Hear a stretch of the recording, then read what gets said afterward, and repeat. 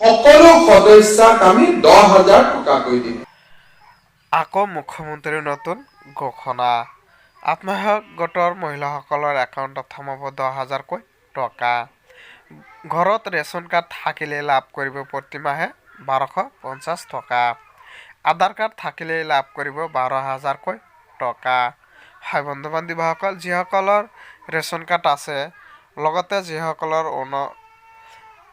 অৰুণোদয় আছে সেইসকলে লাভ কৰিব 1250 টকাকৈ। হয় বন্ধু বান্ধৱীসকল, মুখ্যমন্ত্ৰী কি কয়? গোটৰ সকলো সদস্যক আমি 10,000 টকাকৈ দিম। It will be interest free grant. ইয়াত আমি টকা ঘূৰাই নলওঁ, এইটো আমি ডাইৰেক্টলি 10,000 টকাকৈ মহিলাসকলক দিম। নেক্সট যিটো মোৰ মনত ইচ্ছা আছে সেইটো হ'ল মহিলাসকলক আমি 15,000 টকা লোন দিম আৰু আকৌ 10,000 টকা আমি সাবসিডি দিম।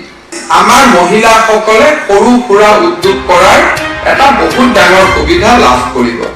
মই নেটফ্ৰীৰ CMD মহোদয়ক অনুৰোধ কৰিম যে আপুনি আমাৰ মহিলা উদ্যমিতা আঁচনিটো ষ্টাডি কৰি লওক and how Netfree and Assam government can join hand in providing further loan to our beneficiary, আমাৰ হিতাধিকাৰী